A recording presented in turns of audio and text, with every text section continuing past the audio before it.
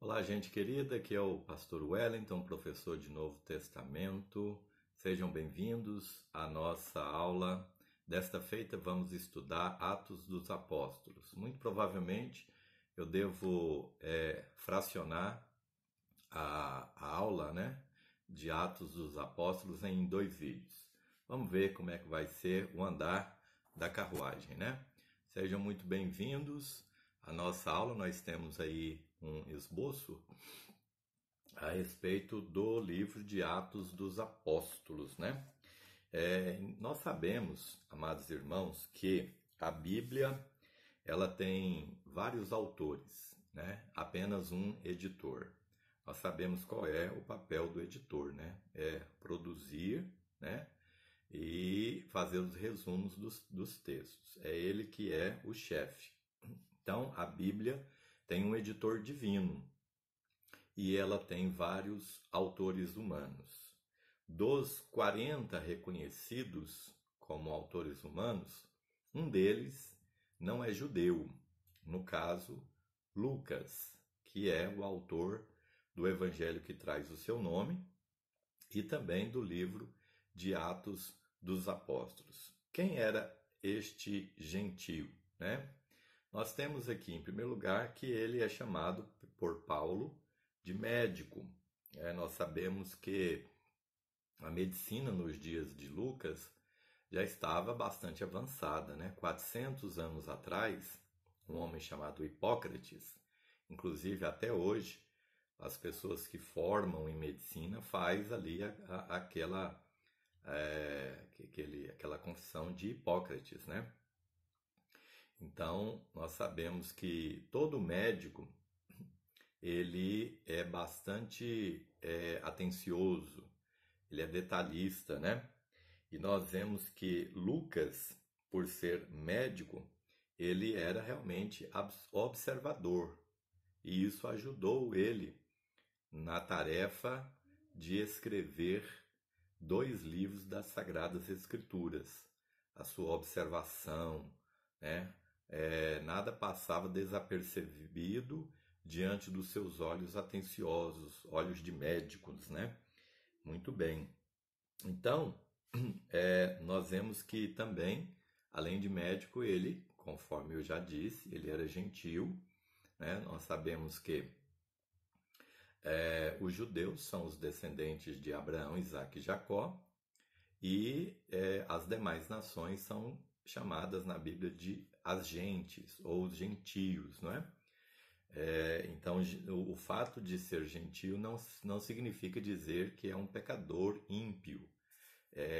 Às vezes eu vejo na igreja as pessoas não conseguem fazer essa diferença entre gentio e ímpio, certo? Muito bem. Então, Lucas, ele nasceu na cidade de Antioquia, da Síria. Há mais de uma Antioquia, né? Que nós lemos lá no livro de Atos dos Apóstolos. Mas a Antioquia que Lucas nasceu é da Síria, um país vizinho a Israel, ao norte, não é? E ali, nesta cidade de Antioquia, da Síria, foi uma cidade muito importante, porque ela se tornou uma igreja ali naquela cidade, ela se tornou a igreja responsável por enviar os missionários Barnabé e Saulo, não é? Então, esta foi ali também que os crentes foram pela primeira vez chamados de cristãos. E eles foram chamados de cristãos não por eles mesmos, né? Foram chamados de cristão por aqueles de fora da igreja. Isso é muito importante. Então, Lucas, ele é aquela pessoa de formação assim grega, né? Porque a cultura e a língua grega eram muito fortes naqueles dias, especialmente ali naquela região de Antioquia da Síria. Muito bem. Então ele era esse gentil, né?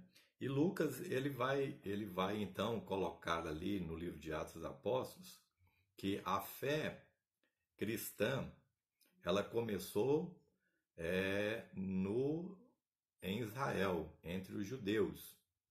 Então, os primeiros crentes foram judeus, né? Jesus ele veio para os seus, em primeiro lugar. Nos dias do seu ministério, Jesus fazia questão de pregar primeiro aos judeus, né?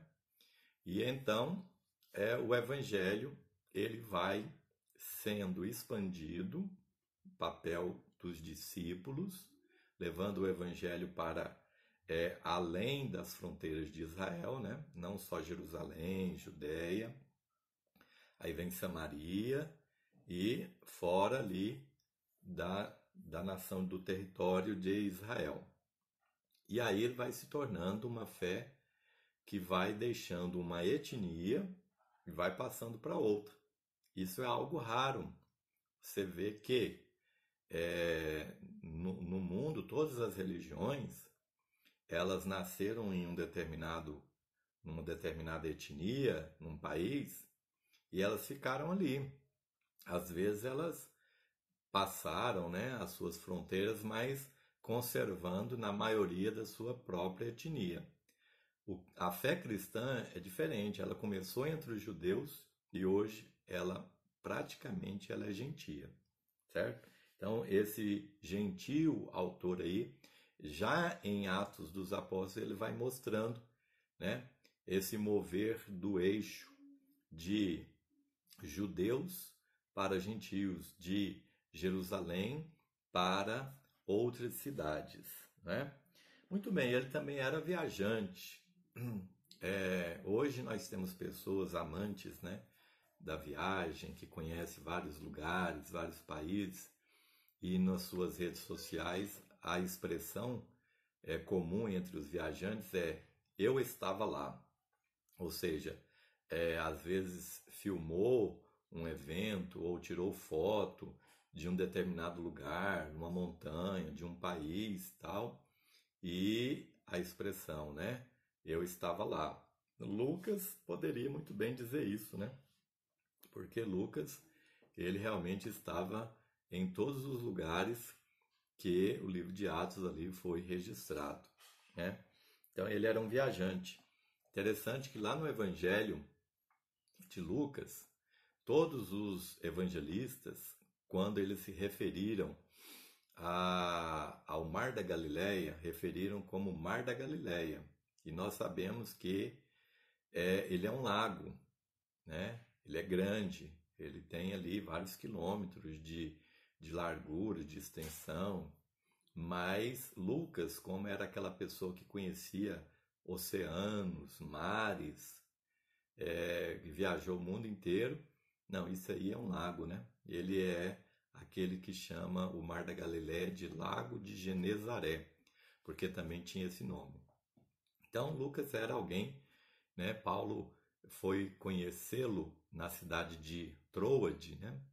Então, a partir daquele momento ali, Lucas vai usar a expressão nós, né?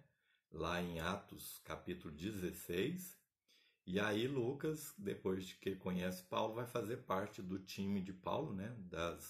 Da delegacia apostólica de Paulo, e então vai, a partir daí, não vai deixar Paulo para nada mais, né? Muito bem. Ele era viajante e nós vemos aqui que Lucas escreve o Evangelho e o livro de Atos durante os períodos em que Paulo esteve preso. As duas vezes ali registrada em Lucas, a primeira vez ele foi preso em Jerusalém e ele ficou numa prisão na cidade de Cesareia Marítima ali, né, em Israel. Ali ele ficou 2 anos. E no final do livro de Atos dos Apóstolos, diz que Paulo estava preso também pela segunda vez no livro de Atos dos Apóstolos, né? É claro que ele ficou preso outras ocasiões, por exemplo, lá em Filipe, na cidade de Filipo, né? Filipos. Então, na verdade, as duas vezes em que Paulo ficou preso, e em cada uma dessas prisões por 2 anos, uma em Cesareia, lá em Israel, 2 anos, e a segunda em Roma, no finalzinho do livro de Atos. Então, preste atenção. Durante esses 2 períodos de 2 anos em que Paulo esteve preso, Lucas aproveitou para escrever o Evangelho e depois para escrever o livro de Atos dos Apóstolos. Tá? O Evangelho e livro de Atos dos Apóstolos que Lucas escreveu, por exemplo, é diferente em comparação ao Apocalipse que João escreveu. Lá no livro de Apocalipse nós somos informados que João recebe toda aquela revelação, né? Mas Lucas não. Lucas, ele pesquisou, ele conversou com as testemunhas oculares, o Evangelho ele escreveu muito provavelmente quando Paulo estava preso lá em Israel, na cidade de Cesareia, e aí Lucas então começou a escrever o Evangelho, já que ele estava ali em Israel. E aí ele vai procurar Maria, aí ele vai procurar João, ele vai procurar todas aquelas pessoas que foram testemunhas oculares. Então, durante esse período, ele escreve o Evangelho que traz o seu nome. Na segunda prisão de Paulo por 2 anos em Roma, então ele deixa Paulo lá em Roma e ele vai aproveitar esse período para escrever o livro de Atos dos Apóstolos, né? Isso é muito interessante. Bom, ele é escritor, né? Além de médico, gentil, viajante, e ele é evangelista, né? Muito bem. Como escritor também, Lucas foi extraordinário. Ele é conhecido no mundo fora do mundo cristão como um excelente escritor e historiador. Porque nos escritos de Lucas, ele vai amarrando, né, os acontecimentos históricos ali, e nós reconhecemos datas, nós reconhecemos, por exemplo, expressões que Lucas, por exemplo, quando vai falar lá no final de Atos, daquela viagem a navio, que foi uma viagem que veio perder ali, teve grande prejuízo, né? Enfrentaram tempestades e tudo, prejuízo material. Então, naquela situação ali, Lucas ele vai narrando e ele vai usando termos, né, da navegação, ele vai citando cidades, ele é perfeito no seu escrito, né? Ele é um escritor de mão cheia. E é aquele escritor que vai prendendo a nossa atenção, porque você vai começando a ler ali e você quer chegar ao final. Então, um excelente escritor, um excelente evangelista, né? A expressão toda carne verá a salvação de Deus, né? Toda carne. Essa expressão acontece tanto no Evangelho quanto no livro de Atos, né? Toda carne. Então, a maneira como Lucas ele evangelizava não era exatamente chegar diante de uma plateia e evangelizava pregando. Ele evangelizou escrevendo, né? Então, hoje, nós estamos vivendo numa época em que as pessoas elas são muito presas nas redes sociais, na internet, elas veem muito vídeo, elas leem muito usando o celular, o computador, o tablet, enfim, né? Então, e é uma forma excelente hoje de você evangelizar, é você escrever, não é? Então, qual que é a sua maneira predileta de evangelizar? Você evangeliza pregando ou você evangeliza escrevendo, né? No caso de Lucas, ele evangelizava escrevendo. E hoje nós temos pessoas que evangelizam mais escrevendo, né? Também. Alguns faz os dois, né? Tanto prega quanto escreve. Muito bem, gente. Nós temos aqui Teófilo. Teófilo é o leitor primário de Lucas, né? Aquele a quem Lucas escreveu. Agora, esse nome Teófilo, né? Theo e Phileu. A palavra Phileu a palavra filantropia vem de filho, né? É o amor, a amizade. Então nós temos Theo, que quer dizer Deus. Então o nome Teófilo é amigo de Deus, certo? Então esse nome aí, esse nome a quem Lucas se dirige, esta pessoa, afinal, ela foi uma representação ou ela foi de fato um indivíduo? Alguns sugerem que pode ter sido uma representação, né? Um destinatário imaginário que Lucas imaginou e que pudesse representar toda aquela pessoa que é inquiridor, né? Que quer saber a razão. O Evangelho é o poder de Deus para a salvação. Mas as pessoas têm perguntas, né? As pessoas fazem as suas inquirições. Então, esse Teófilo aí seria talvez um representante da alma humana que quer saber, que quer explicações, né? Que quer respostas. Então, talvez seria um destinatário imaginário para alguns. Mas é um indivíduo real, uma pessoa que existiu de fato para a maioria, né? A maioria vê Teófilo como alguém que... E os termos, ou título, tanto aparece no Evangelho como em Atos, excelentíssimo, era um título romano. Então, alguns imaginam que ele era uma autoridade romana, talvez um advogado, ou muito provavelmente um juiz romano. Então, eu quero agora que você acompanhe o meu raciocínio. Vamos especular, e especular aqui dentro de algo razoável, né? E entendermos que Teófilo era uma autoridade romana, exatamente um juiz ou um advogado de defesa. Paulo estava preso. E se a intenção de Lucas ao escrever o livro de Atos fora uma intenção de dar a esse advogado de defesa ou este juiz material, informação suficiente para defender a causa de Paulo, que estava preso lá em Roma, então, olha só, esse Teófilo, muito provavelmente, diz para Lucas o seguinte: olha, eu quero que você me dê informações. Que tipo de informações são estas? Eu quero quem começou esta fé que Paulo abraçou, né?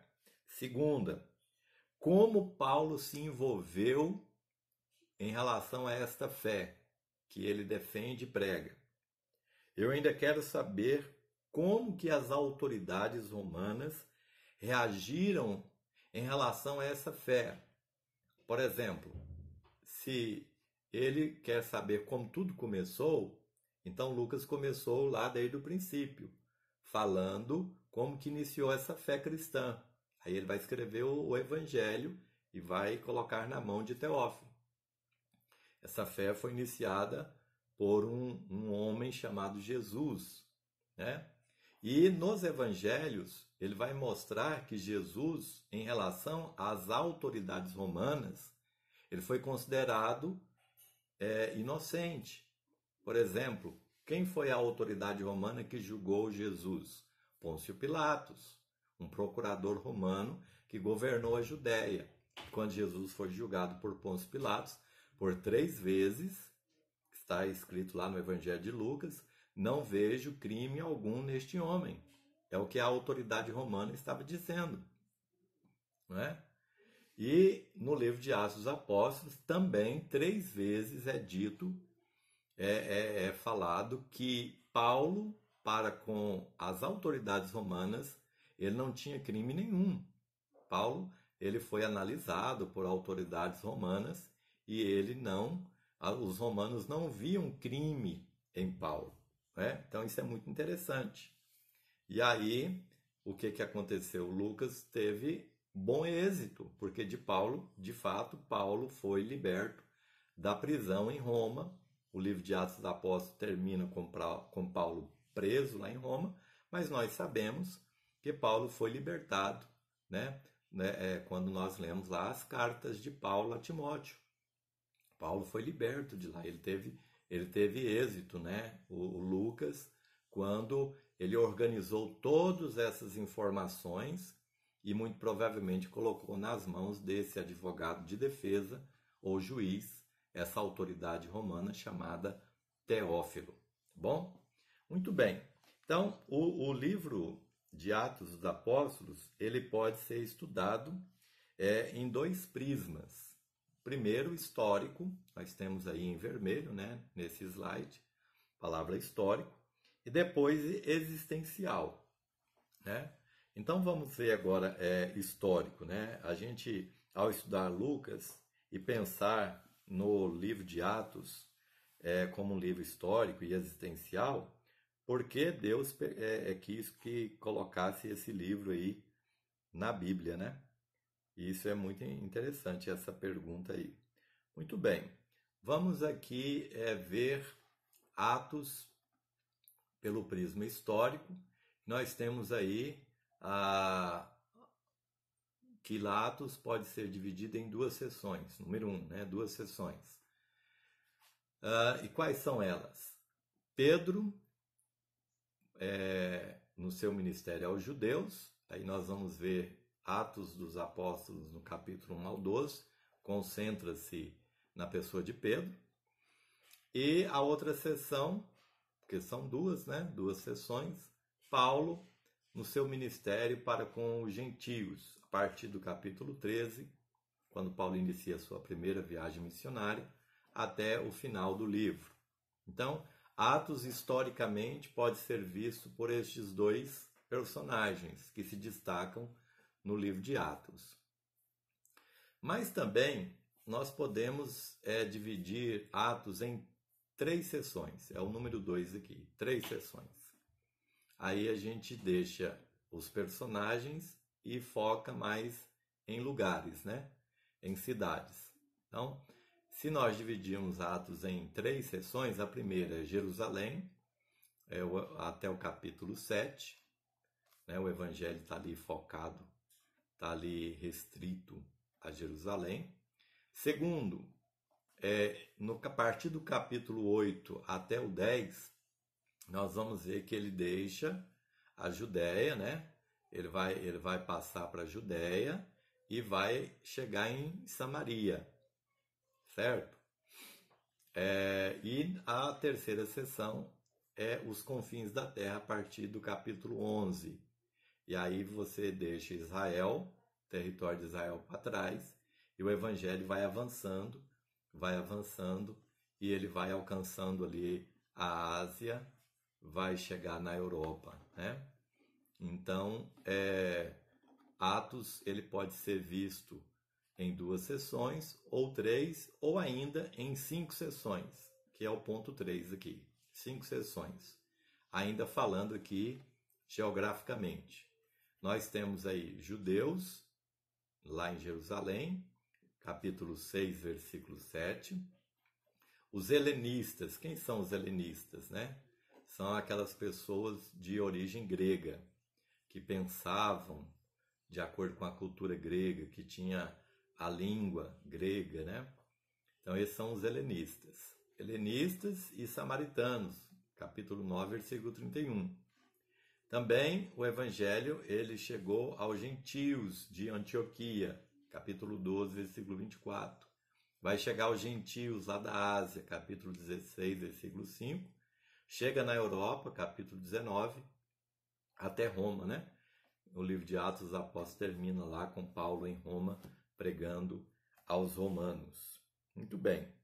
Então, historicamente, você vê aí tanto as etnias, judeus, helenistas, samaritanos, gentios, asiáticos, europeus, né? Você vê também Atos pode ser dividido geograficamente, Jerusalém, Judéia, Samaria e confins da terra. Você vê que ele começou lá em Jerusalém, né? Ou pelos dois personagens principais de Atos dos Apóstolos, Pedro e Paulo. Louvado seja o nome do Senhor. Bom, de modo existencial, Atos também pode ser estudado, né? Então nós temos aí primeiro o vínculo, ele vai ligar, né? Eu só vou voltar aqui um pouco no outro slide, porque eu ainda quero falar um pouquinho aqui sobre Pedro e Paulo, tá certo, gente? Antes da gente passar aí mais para frente. É muito interessante aqui, eu fiz umas anotações e eu queria compartilhar com vocês a respeito dessas duas figuras ilustres, né? Desses dois homens de Deus e que muito tem a nos ensinar. Quando a gente vê essas duas sessões, primeira de Pedro, depois a de Paulo, não é que a igreja ela tivesse essas, vamos dizer, duas denominações. A denominação segundo Pedro e a denominação segundo Paulo. Jamais, né? Eles foram homens de Deus, andaram no mesmo propósito, no mesmo espírito, pregaram a mesma coisa, e a gente pode dizer o seguinte a respeito deles. Olha, eles ambos eram iguais, né? Ambos operaram milagres. Ambos tiveram visões. Paulo teve sua visão e ele disse que não foi rebelde, né? A visão celestial. Pedro também teve visões de lençol descendo, né? Ambos sofreram pela fé. Ambos foram castigados, né? Sofreram duramente pela fé. Ambos pregaram longos sermões no livro de Atos. Ambos foram cheios do Espírito Santo. Ambos pregaram com autoridade. Ambos pregaram tanto a judeus como a gentios, né? Pedro pregou aos judeus lá no dia de Pentecostes. Havia ali também gentios, mas Pedro também pregou na casa de Cornélio, que era uma autoridade romana, portanto gentio. Paulo também pregou aos judeus, como também pregou aos gentios. Ambos foram aprisionados e libertados de forma sobrenatural, né? Paulo lá em Filipos houve um terremoto, as cadeias se abriram, né? Pedro estava preso na cadeia e um anjo apareceu ali e foi abrindo as portas até ele sair. Ambos curaram enfermos, ambos curaram paralíticos, ambos expulsaram demônios, ambos usaram métodos de cura interessante, né? A sombra de Pedro projetando aonde ele passava, as pessoas ali criam que podiam ser curadas, né? Da virtude de Deus que havia naquele homem. Paulo pegava lenço, né? E através disso curava. Então são métodos fora do normal, do comum. Ambos ressuscitaram mortos, ambos foram declarados falsos mestres, né? Ambos recusaram ser adorados. Pedro lá na casa de Cornélio, né? Eu sou homem igual vocês. Paulo disseram que ele era um Deus que desceu na terra e ele não aceitou a adoração, e ambos morreram na cidade de Roma, né? Então é muito interessante essa questão a respeito de Pedro e de Paulo. Bom, vamos agora então, já para o encerramento dessa parte, nós queremos falar aqui um pouco das ligações, os vínculos que o livro de Atos dos Apóstolos nos traz, né? Primeiro, ele é um elo, um vínculo que liga os evangelhos às epístolas. Então, o livro de Atos dos Apóstolos é como uma dobradiça. Você começa lendo o Novo Testamento, a vida do Senhor Jesus, seu ministério, né? E chega ali na sua ascensão, ele delegando o ide aos apóstolos antes de voltar para o céu. E aí, se você não tivesse o livro de Atos para fazer esse elo, para fazer essa ligação entre os evangelhos e as cartas, você de repente terminasse a leitura dos evangelhos e já entrasse nas cartas, aí você ia dizer, peraí, como é que eu posso saber a origem, como é que eu posso entender essas epístolas, né? Para quem foi escrito, quem é este Saulo, quem é este Paulo? Então, o livro de Atos dos Apóstolos vai mostrar ali como é que aquelas igrejas foram plantadas, como é que aqueles homens, Filemon, Timóteo, Tito, a quem receberam epístolas, quem são esses personagens, né? Então, Atos faz essa ligação de igrejas, nos mostra quem são esses pregadores, esses autores sagrados, esses leitores a quem as epístolas de primeira mão chegou ali para eles, né? Atos nos fala sobre Paulo, fala sobre a importância do batismo em água, como que foi feito, né, na igreja, batismo com o Espírito Santo, como é que a igreja ela deixou a lei de Moisés não como meio de salvação, né, como assim entenderam, infelizmente, os judeus, porque a lei nunca foi dada com esse propósito. A lei ela é boa, ela é agradável, ela é perfeita, porque ela é de Deus, mas ela é um padrão que está muito elevado e nenhum mortal, nem o próprio Moisés, que foi o intermediário, né, recebeu dos anjos, que recebeu de Deus. O próprio Moisés recebe ali as tábuas de Deus ali, mas ele mesmo não conseguiu viver a plenitude da lei, mas a lei também não foi dada com esse propósito, né, de salvar ninguém. A lei tinha um propósito apenas de nos levar a Cristo, é o que Paulo vai dizer, né? Mas a igreja também, os seus primeiros anos, quais foram as lutas que a igreja teve ali no início, como é que a igreja foi formada, qual que foi ali o itinerário da igreja, né? Jerusalém, Judéia, Samaria, depois a igreja foi se tornando gentílica, né? Chegando em Antioquia e vários outros lugares. Bom, a Atos dos Apóstolos também era para nós um padrão, é um modelo, é um padrão, por exemplo, de missão. Como é que se faz missão? É um manual missionário. Muitas pessoas veem assim, né?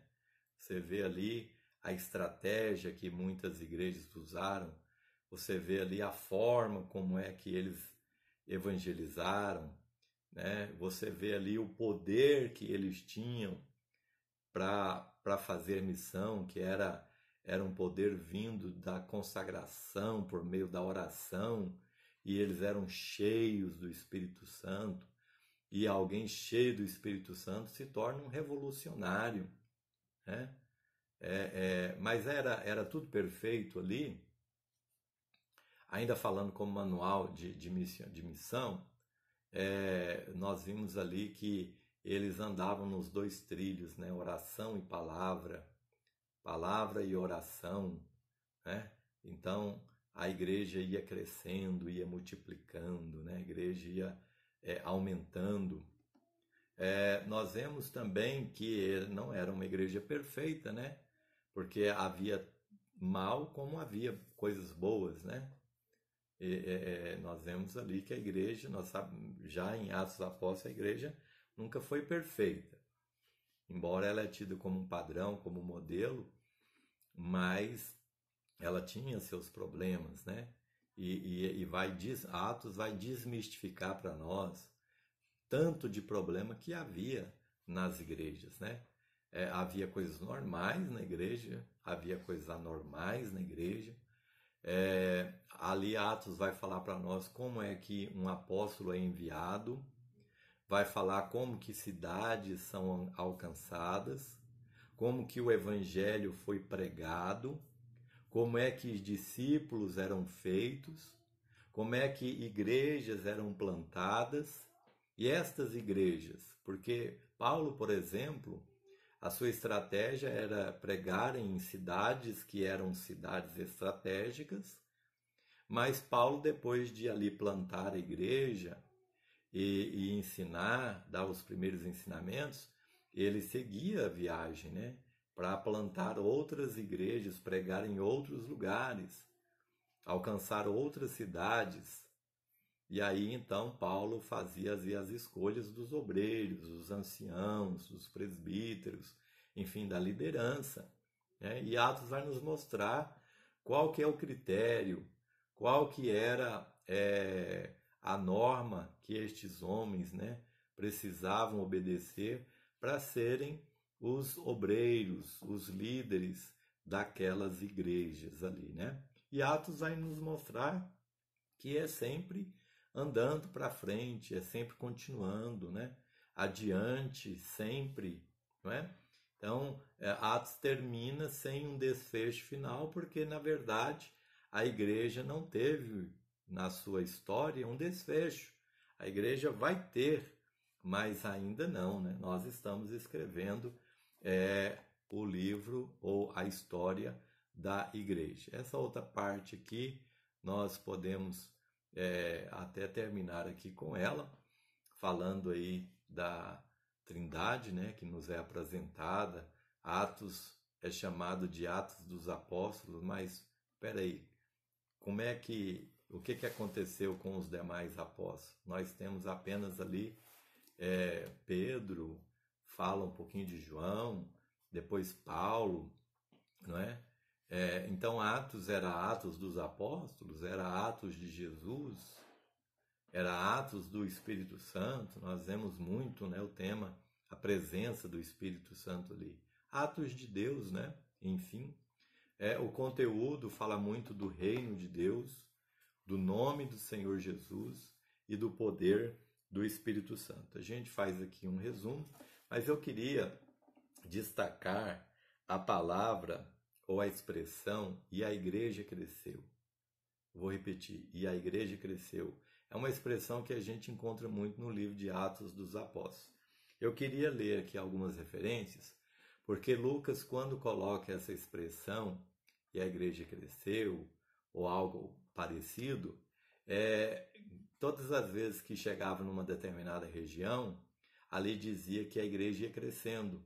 Então, acompanhe comigo aí em Atos, capítulo 6, versículo 7, estava ali ainda na região de Jerusalém, diz aqui: "E crescia a palavra de Deus, e em Jerusalém se multiplicava muito o número dos discípulos, e grande parte dos sacerdotes obedecia à fé."